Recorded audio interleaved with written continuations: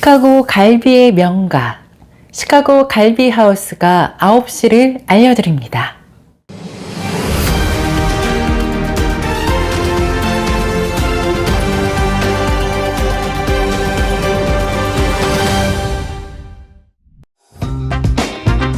이 프로그램은 가장 안전하고 탁월한 스쿨버스 회사, 새로운 커리어를 시작할 곳, 퍼스트 스튜던트 제공입니다. 여러분들의 새로운 커리어를 시작해보세요.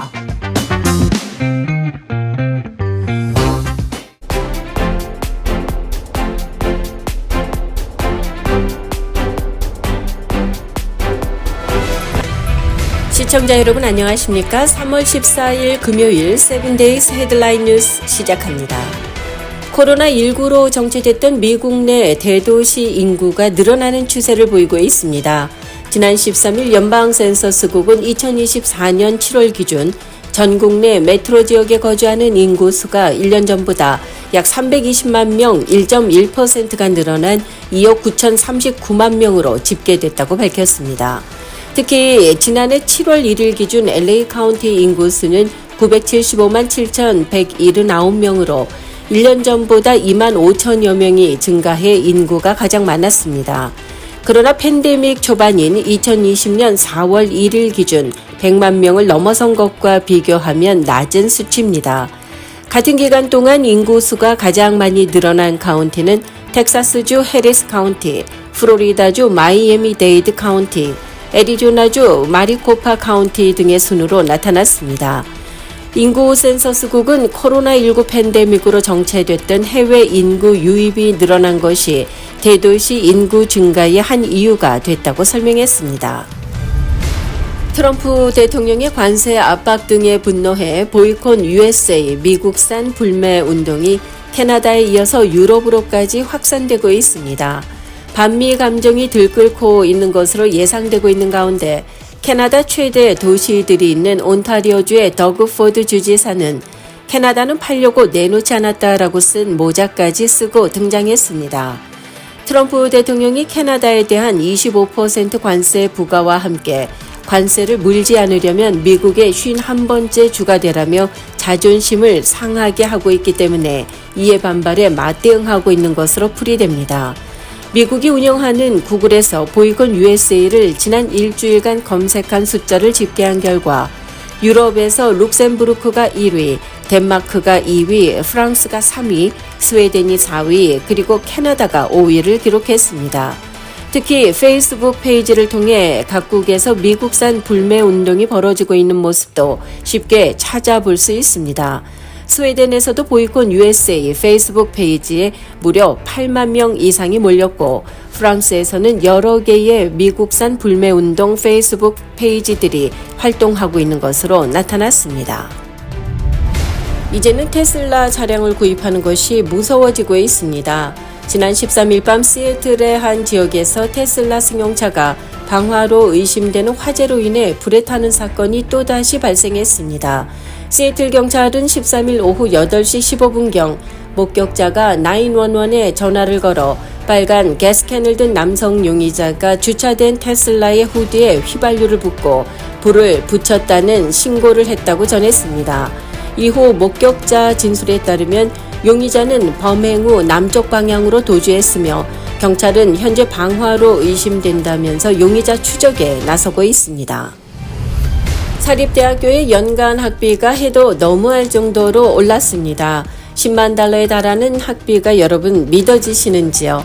미국에서 등록금이 가장 비싼 대학 중에 하나로 꼽히는 명문사립대 USC가 새학년도 등록금을 수천 달러 인상하면서 학생들은 학업을 이어가기 위해 1년에 10만 달러에 가까운 금액을 부담해야 하는 것으로 나타났습니다.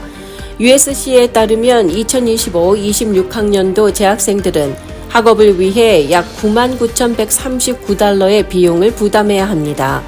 학교 측이 학비 외에도 기숙사비, 교재비, 식비, 식단 계획, 교통비, 그리고 각종 수수료 및 개인 비용 등을 포함한 평균적인 연간 비용을 산출해 발표한 것입니다. 99,139달러의 비용 중 약 74%에 해당하는 73,260달러는 등록금으로 지출됩니다. USC 올해 등록금은 작년과 비교해서 4.8%, 이를 비용으로 계산하면 3,356달러가 인상됐습니다. 또한 식비, 기숙사비, 각종 수수료 등도 지난해보다 소폭 인상된 것으로 알려졌습니다. 트럼프 대통령 행정부의 대대적인 서류 미비 이민자 추방 정책을 최전선에서 수행하고 있는 이민세관 단속국이 최소 20억 달러 규모의 예산 부족에 직면했다고 온라인 매체 악시오스가 14일인 오늘 보도했습니다. ICE는 최근 미국 의회에 이번 회계 연도가 끝나는 올해 9월까지 현재 진행 중인 업무를 유지하려면 거의 20억 달러의 예산이 더 필요하다고 밝혔습니다. 트럼프 대통령의 대규모 불법 이민자 추방 정책을 완전히 이행하고 있는 상황조차 아닌데도 벌써부터 예산이 심각하게 부족하다면서 이에 대한 대책을 요구하고 나선 것입니다. 애리조나에서 반려견을 유기한 뒤 차를 타고 떠나는 운전자의 모습이 공개되면서 네티즌들의 비난이 거세지고 있습니다. 방범 카메라 영상에는 버려진 강아지가 주인의 자동차 뒤를 쫓아가는 장면이 담겨 있어 안타까움을 자아냈습니다. 뉴욕 포스트는 이 같은 모습이 담긴 방범 카메라 영상을 지난 10일 공개했습니다. 영상은 애리조나 사막 인근 도로에서 빨간색 SUV 한 대가 막다른 길에 멈춘 뒤 조수석 문이 열렸고 누군가 강아지 한 마리를 밖으로 내보낸 뒤 차 문을 닫고 그대로 도주합니다. 더 충격적인 일은 차 안에서 누군가 강아지를 향해 바이바이라고 인사하기도 했습니다. 도로에 홀로 남겨진 강아지는 어리둥절한 표정으로 차를 뒤쫓아갔지만 결국 따라잡지 못하고 버려진 곳으로 되돌아오는 모습이 고스란히 카메라에 담긴 것입니다. 때마침 근처에서 반려견과 산책하고 있던 한 주민이 이 장면을 목격하면서 유기된 강아지는 구조될 수 있었습니다. 이 같은 영상이 온라인에 퍼지면서 네티즌들의 공분을 샀습니다. 현지 수사관은 차량에 탑승해 있던 여성과 남성의 신원을 확인한 뒤 이들을 동물학대 혐의로 기소했습니다.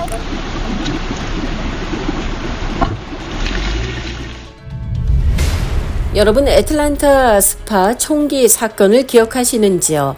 지난 2021년 애틀란타 스파 총격 사건은 3월 16일 조지아주 애틀란타에서 일어난 총격 사건으로 당시 총 8명이 사망했고 사망자 가운데 6명은 동양인 여성이었습니다. 오는 3월 16일 애틀란타 스파 총기 사건이 발생한 지 4주년을 맞이하는 가운데 이를 기념하고 희생자들을 추모하기 위해서 미 전역의 아시아계 미국인 커뮤니티가 뜻을 모아서 추모 행사를 개최합니다. 행사는 누구나 참여할 수 있으며 아시아계 미국인 커뮤니티를 지지하고 희생자들을 추모하기 위한 모든 시민들이 함께할 예정입니다. 이상으로 3월 14일 금요일 오늘의 헤드라인 뉴스를 전해드렸습니다.